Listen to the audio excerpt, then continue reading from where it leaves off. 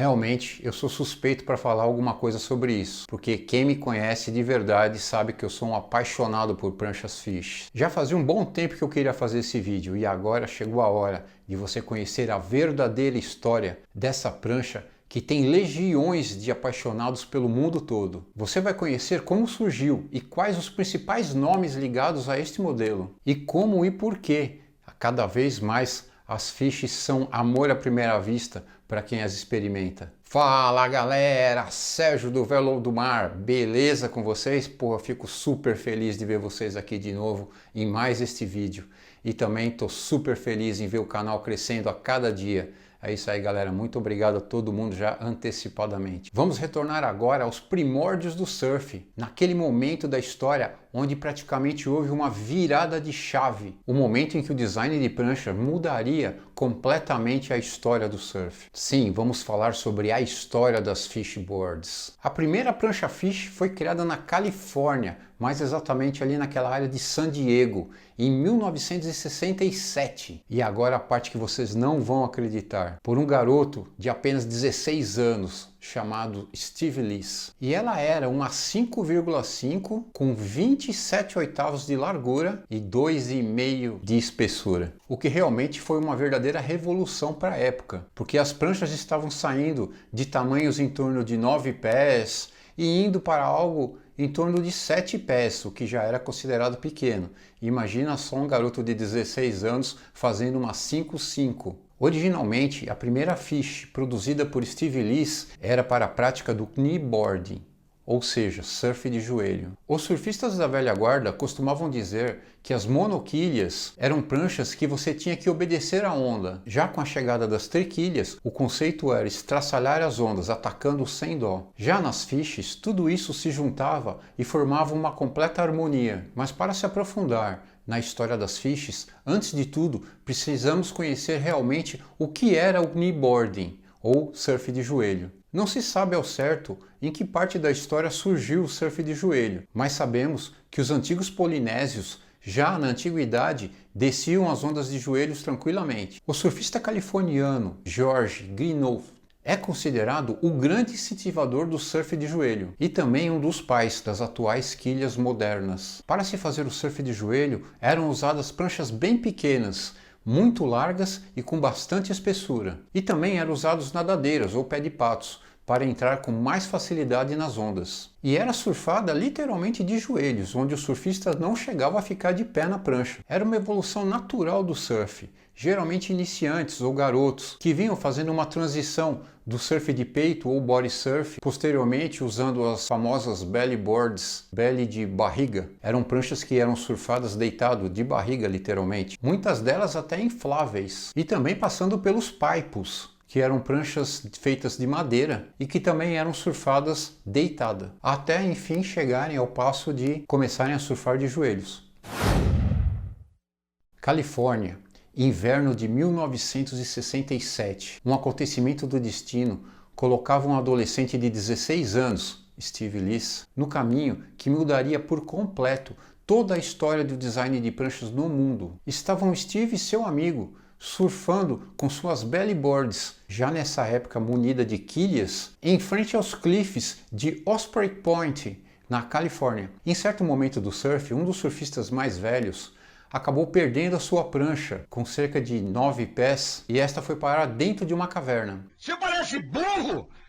Ei, mas é burro! Sem condição de resgatá-la, o surfista acabou saindo nadando e abandonando a prancha ali. Sem pensar duas vezes, os dois garotos remaram até a caverna e acabaram resgatando essa prancha. Posteriormente, levaram essa prancha até a casa do Steve, onde lá ela foi descascada e cortaram o bloco em duas partes iguais, ficando seu amigo com a parte do bico e a parte da rabeta sobrando para o Steve. Com isso agora, cada garoto tinha o seu próprio bloco para tentar fazer a sua própria prancha de surf. Steve sempre gostou de pranchas com rabetas pin. Se você não sabe o que é uma rabeta pin, são rabetas mais estreitas e pontudas, por achá-las ter uma forma geométrica mais pura e limpa. Porém agora, com um bloco menor, fazer uma rabeta pin estreita não ia dar muito certo. Com uma rabeta muito fina, as nadadeiras ficariam para fora da prancha, o que geraria muito arrasto, atrapalhando no desempenho da prancha. Então, no momento de genialidade, Steve pensou: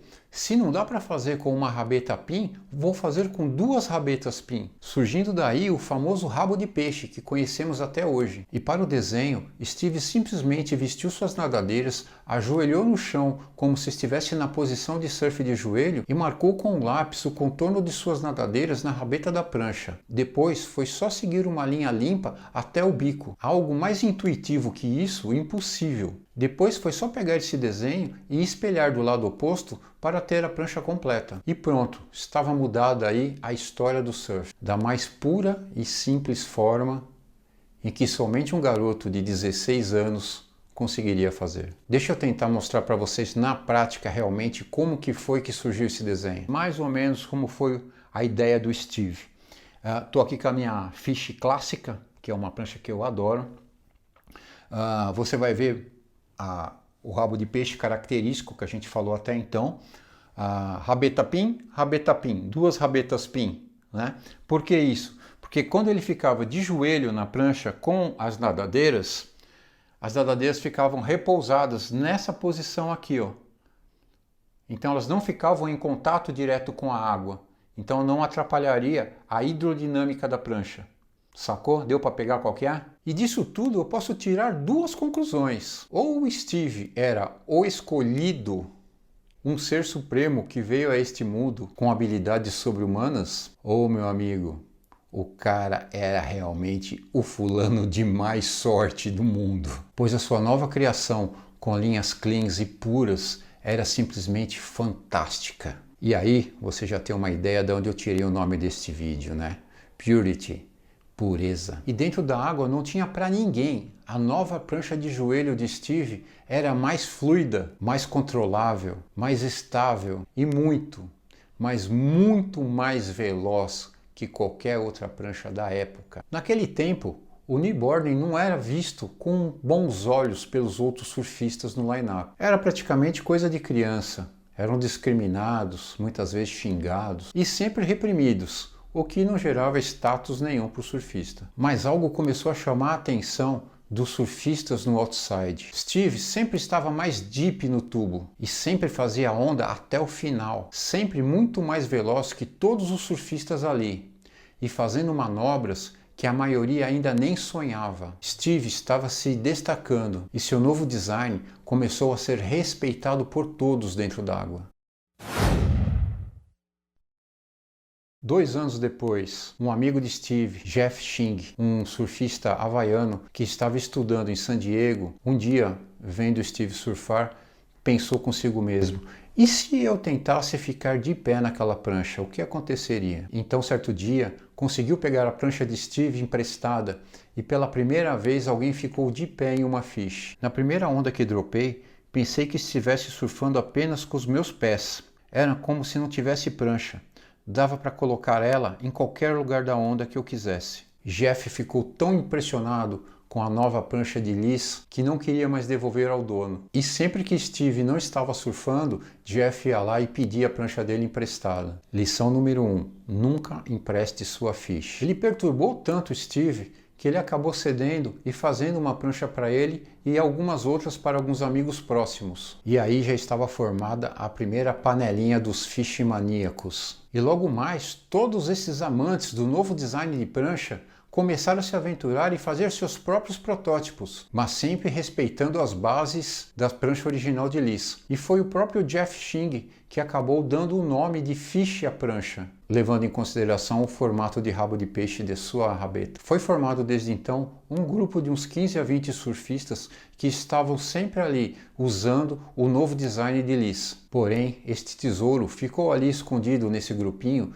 por uns 4 ou 5 anos, tentando esconder a todo custo o seu novo design. E olha só como é o destino. 1972, Campeonato Mundial de Surf. Ali, bem no berço das fishes, na praia de Ocean Beach. Foi um evento bem tumultuado, com ondas pequenas e medíocres, tendo conflito entre juízes, atos de vandalismo na plateia, roubo de carro nos estacionamentos e sem a presença de nenhum dos atuais campeões mundiais, os quais não quiseram participar do evento. Mas no meio de todo esse tumulto, acabaram aparecendo dois competidores que estavam ali surfando com modelos Fish. Um deles era o surfista David Nuita, um surfista de Hampton Beach, e o outro era o havaiano Jimmy Blairs. Mas se tudo estava tão escondido, como é que foi que eles conseguiram o design das novas Fishes? David viu o design da Fish pela primeira vez em uma viagem que ele fez para a Flórida. Um dos seus amigos tinha uma Fish que porventura tinha sido feita pelo próprio Steve, e David se apaixonou pela prancha, resolvendo fazer a sua própria Fish. Já Jimmy chegou a conhecer a Fish por intermédio de um amigo, um surfista da própria praia de Ocean Beach, que quase ficou sem a prancha depois de tê-la emprestado. Novamente fica a dica, nunca empreste a sua Fish. É uma cilada, viu? Resumindo a história, daquele campeonato mundial de surf de 1972, as únicas duas pranchas Fishes que ali estavam competindo chegaram às finais. Jimmy Blair venceu o campeonato e David acabou ficando com a segunda colocação. E você quer ainda a melhor vitrine para o mundo, primeiro e segundo lugar numa competição mundial? Porém, as coisas eram brutas naquele tempo e os locais ali do pedaço não curtiram nada. Um havaiano vindo de longe surfar ali na sua praia, e ainda mais com um modelo copiado deles. E também acabou sobrando para o David, que era californiano, porém acabou ficando ali com estigma de traidor. E piorou ainda mais quando eles acabaram levando o primeiro e o segundo lugar usando esse modelo de prancha. Aí o bicho pegou de vez. A mídia toda ficava babando o ovo pro havaiano, elogiando a sua nova criação e nem sequer mencionando o nome de Steve, o seu real inventor. Se liga nessa história agora. Um dia antes das finais, estava ali o David com seu carro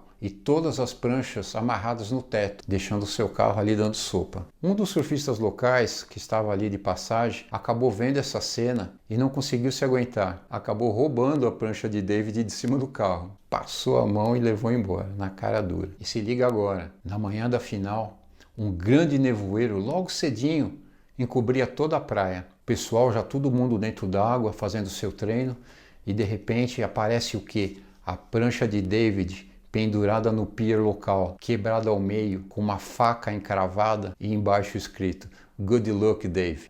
Meu velho, e nessa hora, o surfista ali de Hampton Beach não passava nem sinal de Wi-Fi, meu amigo. Ops, nem existia Wi-Fi naquela época. Mas vocês entenderam, né? Vocês imaginem só como foi tensa essa final. Mas mesmo assim, David conseguiu uma outra Fish e acabou com a segunda colocação. E pessoas que estavam ali disseram que ele surfou ainda melhor ainda com essa prancha aí emprestada. Não sei se foi emprestada ou se ele comprou de última hora. Agora, vai me dizer que você já tinha ouvido essa história antes. Duvido. E eu tenho certeza que só por essa pérola da história do surf, eu já posso dar um tempinho aqui nesse vídeo e pedir o seu like aqui, hein? E também pedir para você seguir o nosso canal. Afinal, você tem que saber de todas as novidades, né? E isso vai ajudar muito a gente a fazer vídeos cada vez melhores. É só apertar o sininho aí embaixo. Apesar de todo esse tumulto, aos poucos os créditos pela invenção da Fish foi dado realmente ao Steve. Que seja feita a justiça, né? Revistas especializadas da época só falavam de Fish, inclusive chegando a ter projetos,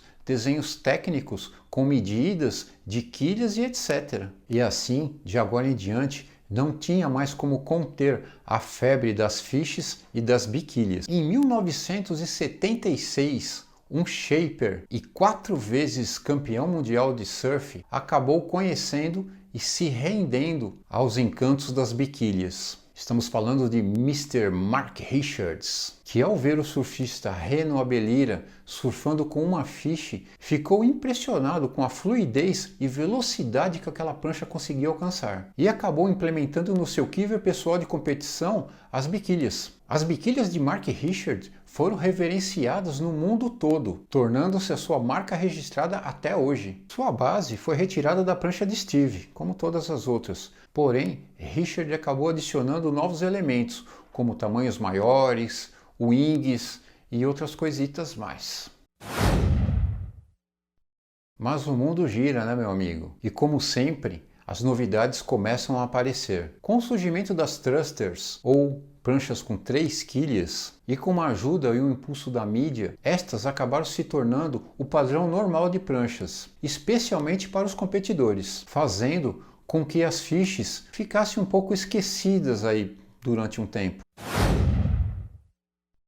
Porém, nos anos 90, alguns surfistas começaram a largar as competições, cansados de sempre fazer a mesma coisa, usar sempre as mesmas pranchas e surfar sempre nos mesmos lugares. Começaram a aparecer os primeiros free surfers. Sim, agora os surfistas eram patrocinados para viajar o mundo, surfar as ondas que queriam e com as pranchas que queriam, tudo mais adequado ao estilo de cada um. Foi então que começaram a voltar aos holofotes modelos de pranchas mais antigas, especialmente as fishes. Foram as chamadas pranchas alternativas, muitas delas usando os padrões originais e muitas outras tendo seus shapes refinados, com as facilidades e novidades do mundo moderno. Surfistas de renome mundial, como Rob Machado, David Rastavich e Donovan Frankenreiter, fizeram o conceito das pranchas alternativas, especialmente das fishes, voltarem com tudo à cena comercial. E isso no mundo todo. Vamos dar uma acelerada agora. 2003, novamente com o pessoal lá da Califórnia. Aquela galerinha lá de Ocean Beach. Acabou surgindo um evento muito legal, especialmente para os amantes dos rabos de peixe. O Fish Fry Festival. Um evento que começou com uma pequena turma de amigos se reunindo na praia, levando as suas fishes e passando o dia todo se divertindo com seus brinquedos. Ano após ano, o Fish Fry foi se alavancando e ganhando cada vez mais adeptos. Hoje em dia, praticamente é um evento mundial, tendo encontros em lugares como Japão, Europa, Indonésia, Austrália, Nova Zelândia, Nova York e até no Brasil. Em todos estes, o real espírito do surf, toda a pureza das pranchas fishes estavam presentes. Simplesmente descer uma onda e fluir com ela, como se fosse uma dança com a natureza. Muito legal essa história, né? É o puro suco do surf, meu velho. Mas se você é old school, ou simplesmente um simpatizante, curte praia, oceano, vida marinha, você precisa conhecer as camisetas do velho lobo do mar, feitas uma a uma para cada cliente no ato do seu pedido, como nos bons e velhos tempos. Aqui, meu amigo, é tinta no tecido, não tem essa de impressão digital não, e nem desenhos roubados da internet. Acesse agora a nossa loja virtual e fique por dentro de todos os modelos. E também saiba de todas as nossas promoções. O link está aqui embaixo. Ó. E para finalizar, eu queria agradecer a todos por assistir esse vídeo até o final. E novamente eu gostaria de pedir para seguirem o nosso canal. É só clicar aqui em cima. Ó. E também queria pedir para vocês que vejam e compartilhem com seus amigos os outros vídeos desse canal. Vou deixar um exemplo bem legal aqui embaixo para vocês.